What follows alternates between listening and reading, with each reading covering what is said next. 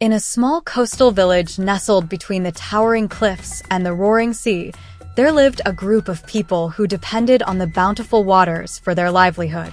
The river that ran through the village was their lifeline, providing them with fresh fish and clean water for their crops. However, the villagers had become careless over the years and had started dumping their waste and death into the river, polluting its once pristine waters. The sea goddess, who watched over the village from her watery domain, grew angry at the disrespect shown to her beloved river. She knew that she had to teach the villagers a lesson to make them understand the consequences of their actions, and so she decided to curse the village. One foggy morning, as the villagers woke up to go about their daily routines, they found themselves unable to move. It was as if an invisible force was holding them in place, preventing them from going about their normal chores. Panic spread through the village like wildfire, and the villagers soon realized that they were under the sea goddess's curse as they trembled in fear. A shimmering figure rose from the waters of the river. It was the sea goddess herself, her eyes flashing with anger and determination. She spoke in a voice that boomed like thunder echoing through the village. "You have desecrated my river with your filth and waste," she thundered. "For your sins, you shall pay a heavy price. From now on, before any woman in this village can bear a child, her husband must first lay with the Mermaid Twins who dwell in the depths of the sea. Only then can your wives conceive. This curse shall plague the land for generations." The villagers were horrified by the sea goddess's pronouncement. They knew of the Mermaid Twins she spoke of, Misha and Oma. The Mermaid Twins were said to be the daughters of the sea goddess herself. With their long flowing hair and shimmering tails, they were the most beautiful creatures the villagers had ever laid eyes on. At first, the men of the village were hesitant to fulfill their strange and unsettling obligation to the Mermaid Twins.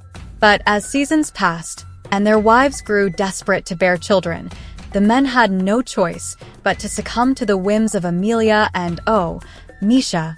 The Mermaid Twins took full advantage of their power, demanding and receiving visits from the men on a regular basis. Their songs were said to be enchanting, capable of luring even the strongest of men to their watery domain. The men of the village found themselves drawn to the twins, unable to resist their siren call.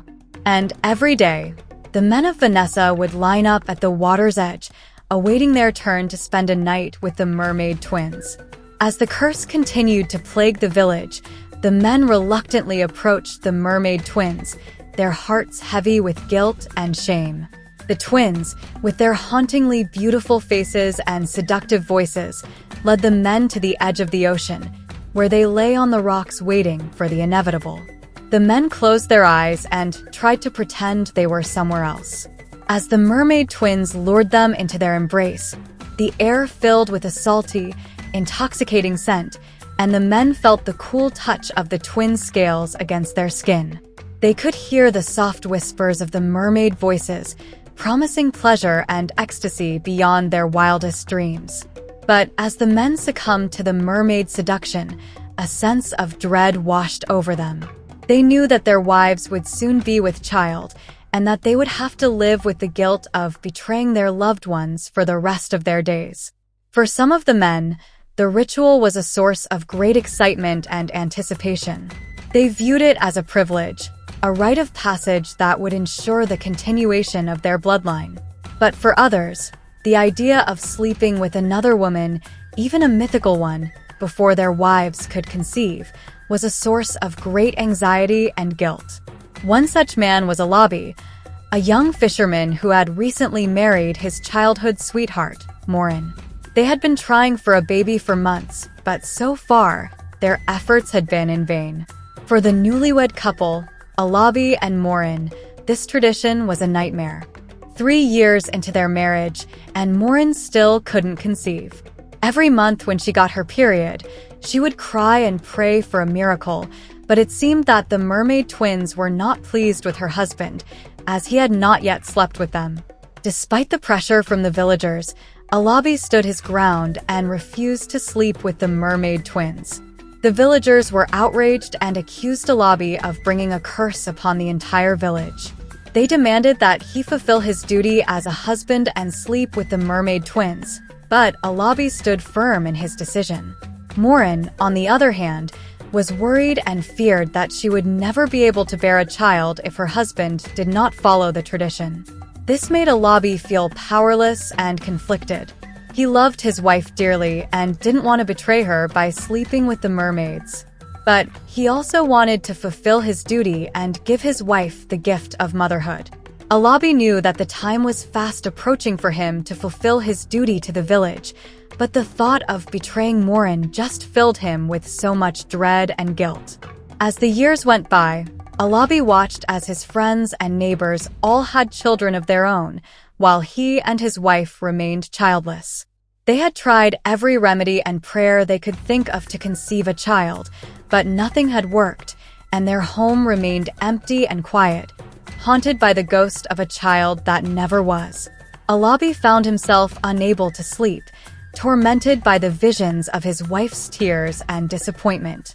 He knew that he had to find a way to fulfill his obligations to the village without betraying the woman he loved. One night, as the full moon shone brightly in the sky, Alabi decided to sneak out of his house and head to the river where the Mermaid Twins were said to dwell. As he stood gazing out at the swelling waters below, he heard a soft, melodious voice behind him. "Are you here to offer yourself, young man?" "Oma," one of the Mermaid Twins asked, her voice like a siren song. Alabi turned to see the two Mermaid Twins floating before him, their tails shimmering in the moonlight. "I am," he replied, his voice trembling, "but I cannot bring myself to betray my wife. Is there no other way for me to fulfill my duty to the village?" The Mermaid Twins exchanged a knowing glance before turning back to Alabi with a smile. The twins started singing with their sultry voices, knowing full well that no man could resist their enchanting voices. Alabi was fully intoxicated, and before he knew it, they made passionate love under the moonlight. Alabi felt a sense of guilt, but also a strange sense of fulfillment. To his amazement, the following month, his wife, Morin, fell pregnant. The village rejoiced, and Alabi and Morin became parents to a healthy baby boy. It seemed the Mermaid Twins had finally blessed their union. Oeme and Nishwa reveled in the attention and adoration of the men, using their seductive charms to ensnare them in their web of desires. As the years passed, the Mermaid Twins grew bolder in their demands and insisted on sleeping with the men more than once in order for their wives to finally conceive, causing turmoil and unrest amongst the villagers. The villagers whispered and gossiped about the unnatural arrangements, but the fear of the curse kept them compliant. The Mermaid Twins had become indispensable to the continuation of their bloodlines, so the twins continued to take advantage of the twisted situation. They would lower the men into the depths of the sea with their enchanting voices and mesmerizing beauty. The men, unable to resist their charms, would willingly submit to their demands. And night after night, the maids would frolic in the waters with the men, leaving their poor wives at home, seething with anger and resentment. One day, the wives gathered together and decided that they had had enough. They went to the elders of the village and begged them to intercede on their behalf. They pleaded with them to speak to the Mermaid Twins and ask them to lift the curse that had been placed on the village. The elders were hesitant at first. They knew the power of the sea goddess, and they feared the consequences of angering her. But they also saw the pain and suffering of the women in the village and knew that something had to be done. So on a moonlit night, the elders made their way to the shore where the Mermaid Twins were known to appear. They called out to them, their voices carrying over the crashing waves. The Mermaid Twins emerged from the depths, their tails glistening in the moonlight. "Why have you come to us, elders of the land?" they asked in unison, their voices like a siren song.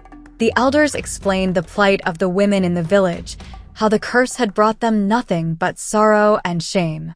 They begged the Mermaid Twins to have mercy on them and lift the curse that had been placed on the village. However, the twins were unwilling to listen to the pleas of the elders or the women of the village.